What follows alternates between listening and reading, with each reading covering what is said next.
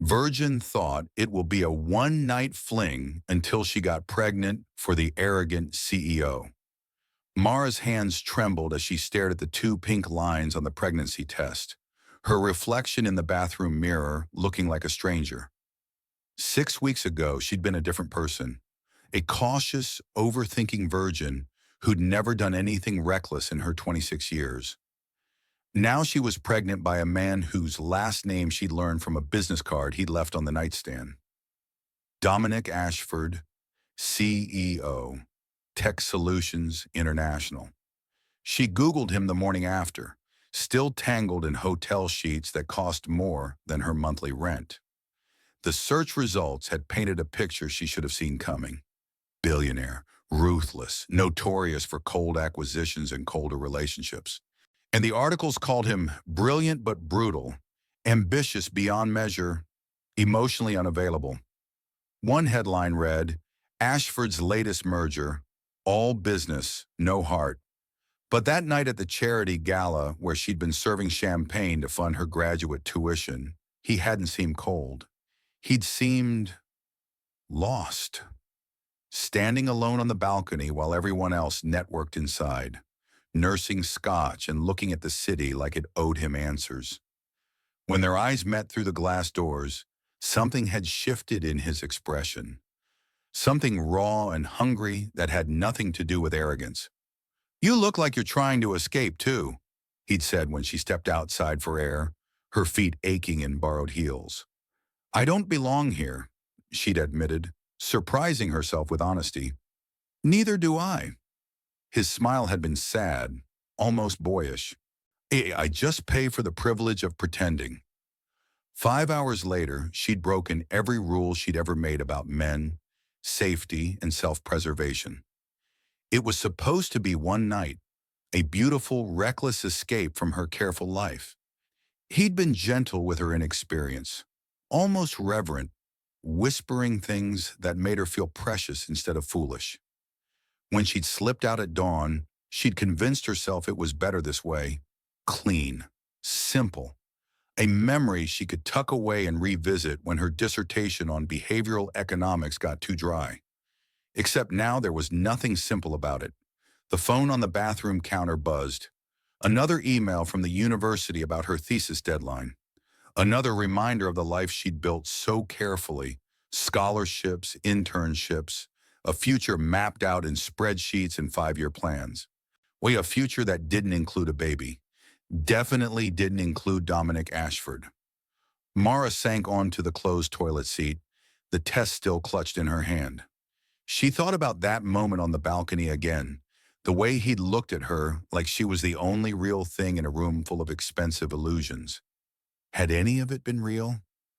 Or had she just been another conquest for a man who collected experiences like trophies? Her phone buzzed again.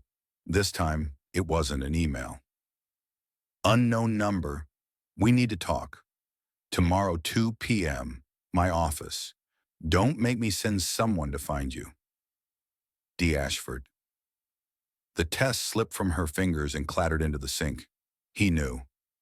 Dearest viewers, have you ever made one decision that changed everything? What would you do if a single night rewrote your entire future? Mara hadn't slept.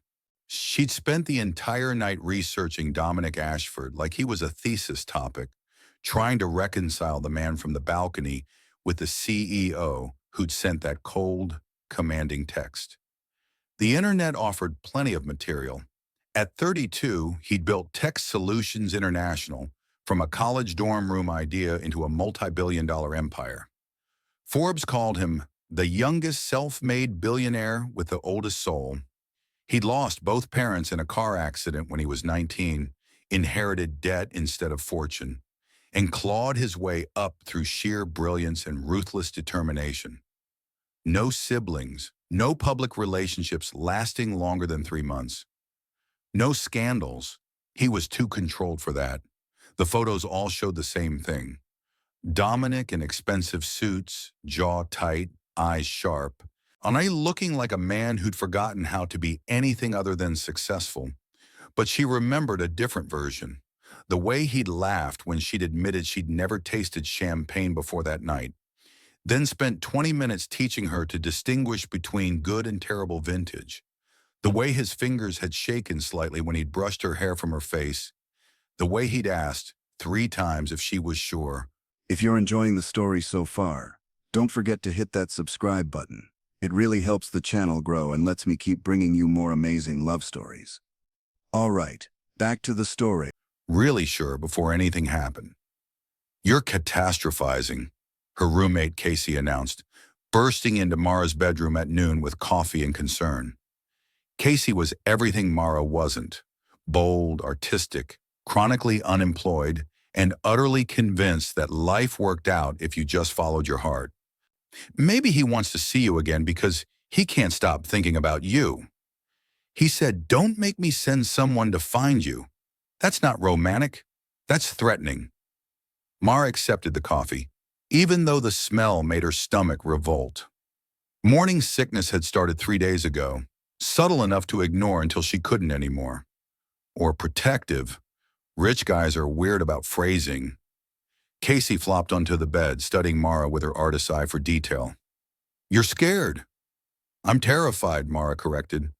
"I'm 26, broke, about to defend a dissertation on rational economic decision-making, and I'm pregnant because I made the least rational decision of my entire life.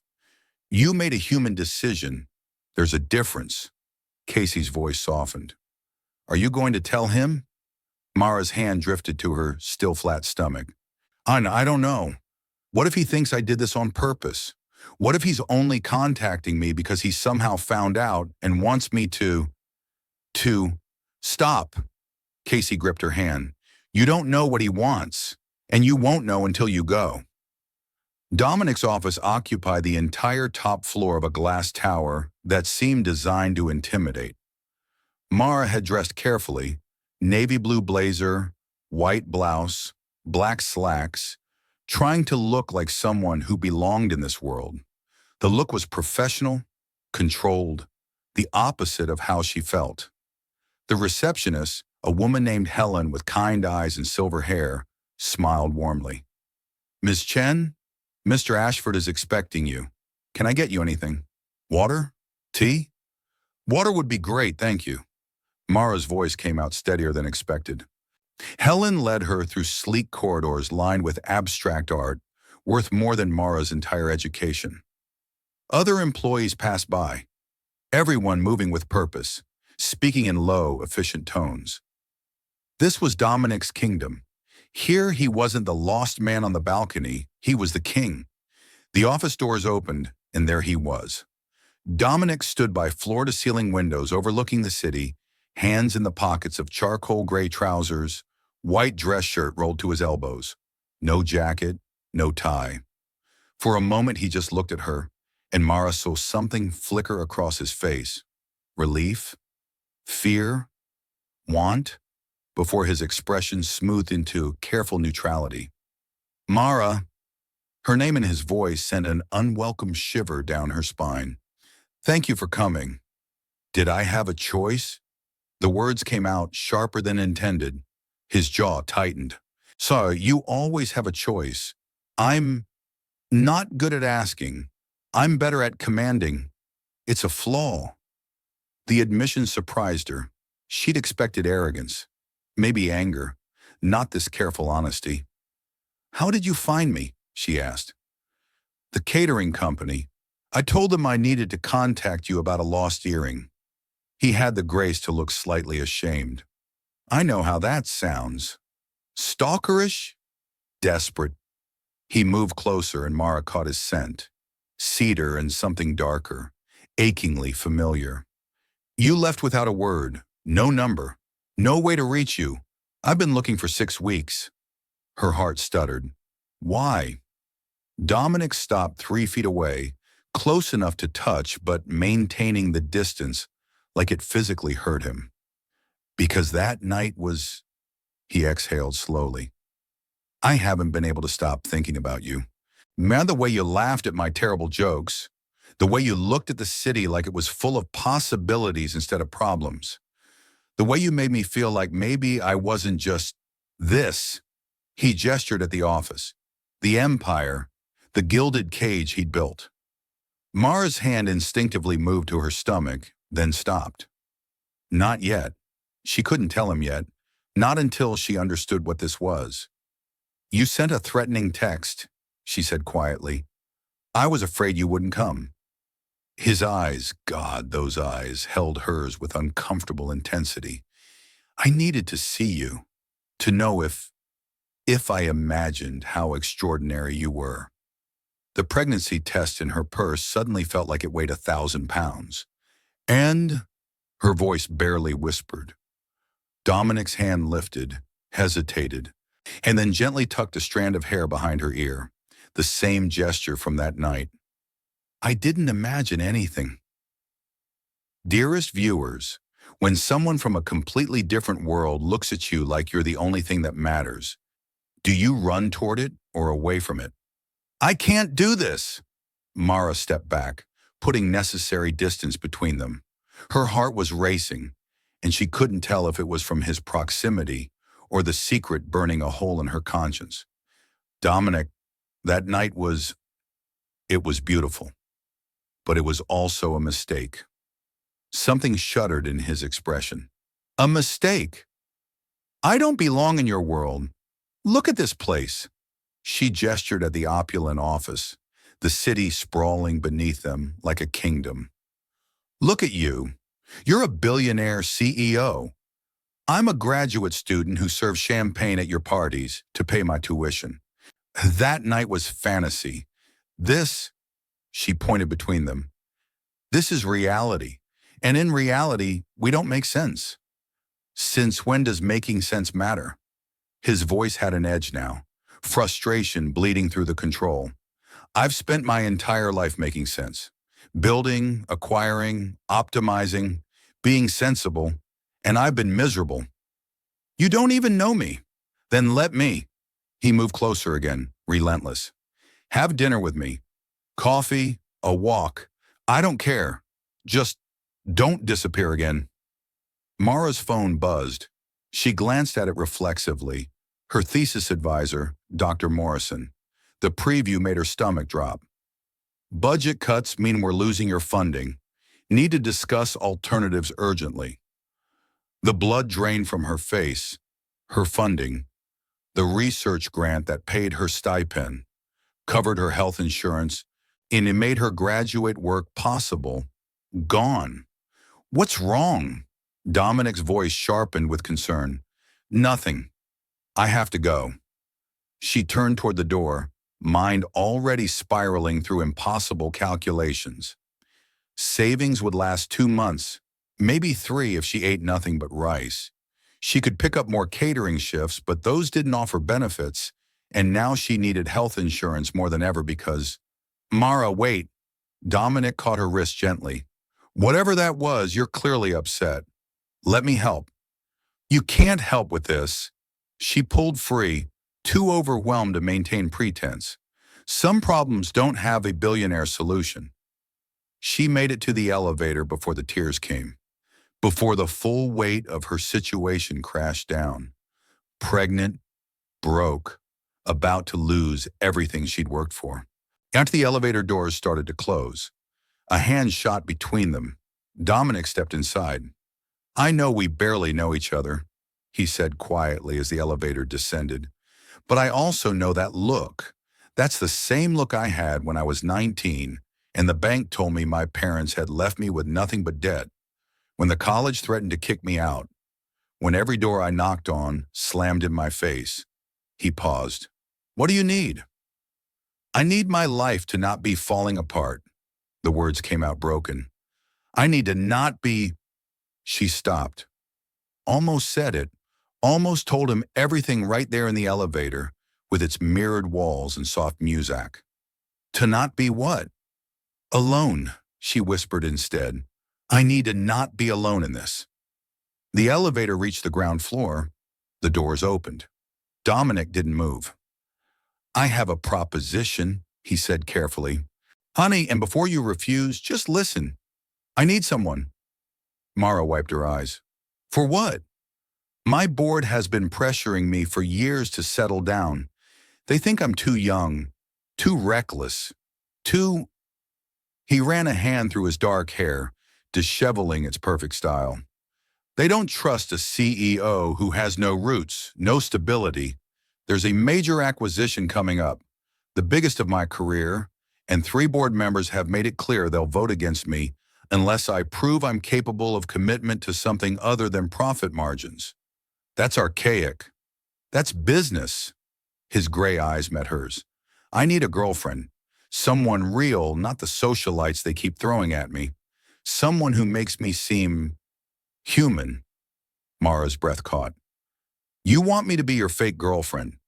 I want you to be my real girlfriend who happens to help me professionally. 6 months. Public dates, company events, enough appearances to satisfy the board. In exchange, I'll cover whatever you need. Tuition, living expenses, health insurance, everything. It was insane, impossible. Exactly what she needed and everything she should run from. Why me? She asked. Because you're the only person who's made me feel anything in 5 years. His voice dropped, raw and honest. Because when I'm with you, I remember what it's like to want something that isn't on a spreadsheet. And because, he hesitated, because I think you might need this as much as I do. Mara's hand drifted to her stomach again. 6 months would get her through the pregnancy, would give her time to figure out how to tell him, would provide the health insurance she desperately needed for prenatal care. It was a terrible idea, a disaster waiting to happen. There would be rules, she said slowly. Boundaries. Hope flickered in his expression. Whatever you want. Separate bedrooms, no expectations of anything physical. Agreed. I finished my dissertation. That's non-negotiable. I'll hire you an assistant if you need one. And when 6 months are up, we end things cleanly. No drama. Dominic extended his hand. Deal. Mara looked at his hand. Elegant, strong, the same hand that had touched her with such devastating tenderness 6 weeks ago. The same hand that belonged to the father of her child, even if he didn't know it yet. She shook it. Deal. Moving into Dominic's penthouse felt like stepping into a different dimension. The space was all clean lines and expensive minimalism, floor-to-ceiling windows, designer furniture that looked like art installations, a kitchen Mara was terrified to touch. Her entire apartment could fit in the living room. Your room is down this hall, Dominic said, carrying her 2 modest suitcases like they weighed nothing.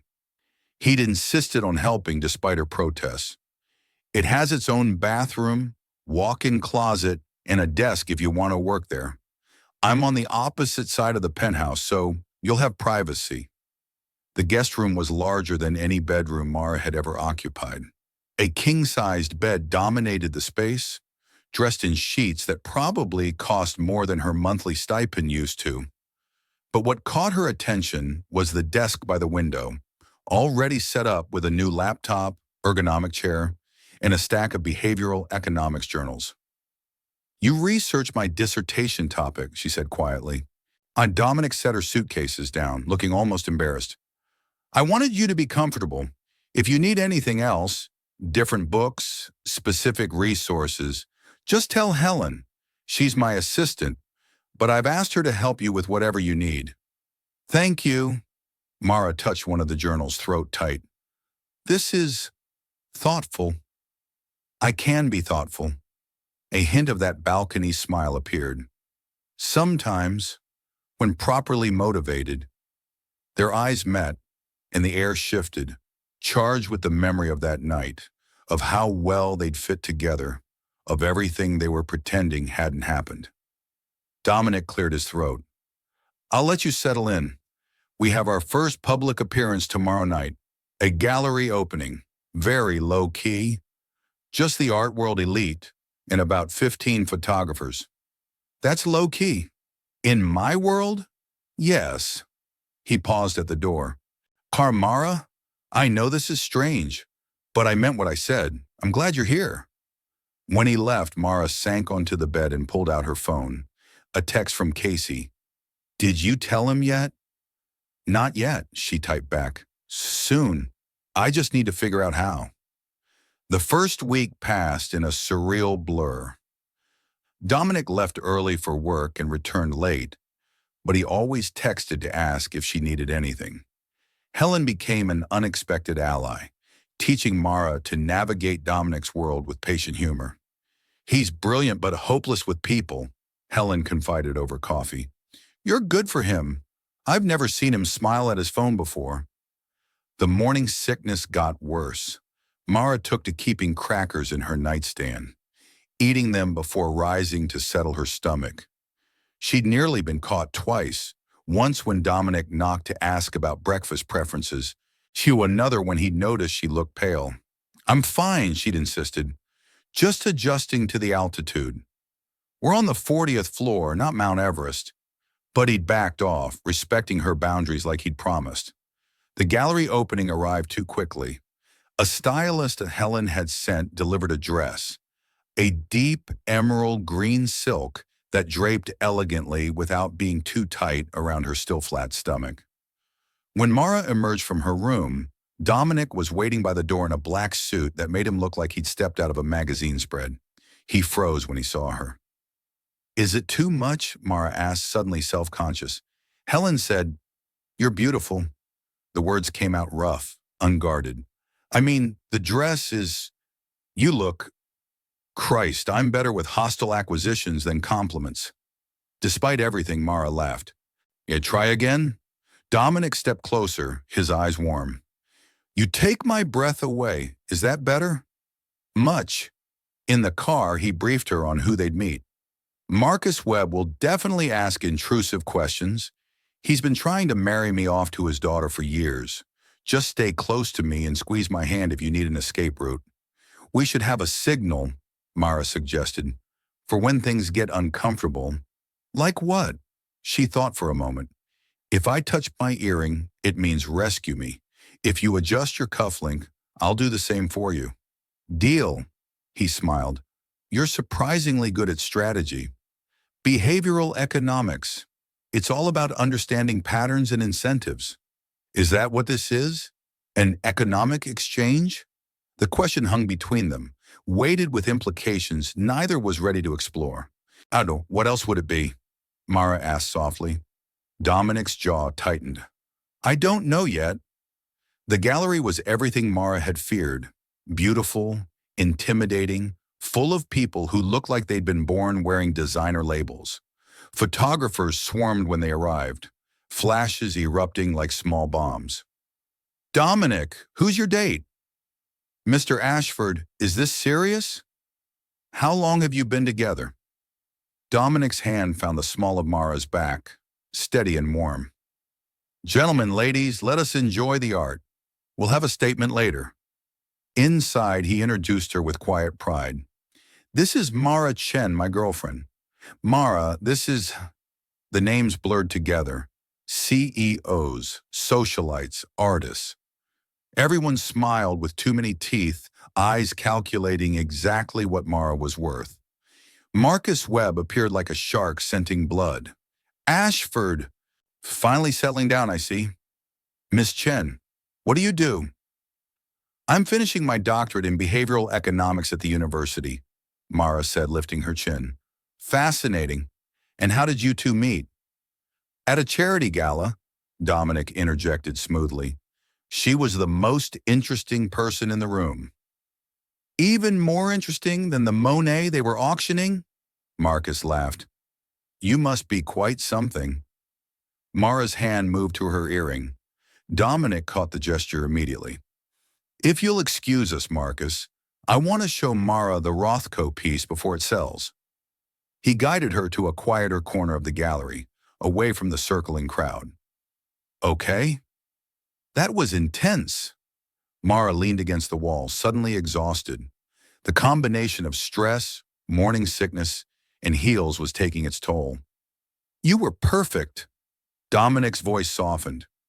Better than perfect. You made me sound almost human. You are human. You just hide it under expensive suits and hostile takeovers. Only sometimes. He adjusted his cufflink, their signal, but smiled when he did it. Can I confess something? What? I'm enjoying this. The pretending. It's the most honest I've felt in years. Mara's heart stuttered. That doesn't make sense. I know. He reached up, almost touching her face, then caught himself. But neither do you. And somehow, that's the best thing that's happened to me. A waiter passed with champagne. Dominic took 2 glasses automatically, then offered one to Mara. She stared at it, panic rising. She couldn't drink, couldn't take the risk, but refusing would raise questions she wasn't ready to answer. Actually, she said carefully, I have a headache coming on. So could you get me water instead? Of course. Concern creased his brow. Are you sure you're feeling all right? You've seemed tired lately. I'm fine, just adjusting to everything. But as Dominic walked away to find water, Mara pressed her hand to her stomach, feeling the weight of the secret growing larger every day. She couldn't keep this from him much longer. He was being too kind, too thoughtful, too dangerously easy to fall for. And falling for him was the one thing their agreement didn't cover. When he returned with water and a concerned expression that made her chest ache, Mara realized she was in serious trouble. The kind that had nothing to do with pregnancy and everything to do with the way her heart raced when he smiled. Thank you, she whispered, taking the glass. Always. His fingers brushed hers, lingering. I've got you. Mara, whatever you need. If only he knew what she really needed was the courage to tell him the truth. Dearest viewers, have you ever pretended something so well that it started to feel real? When does a performance become the truth? If so, let's find out what happens next in part 2.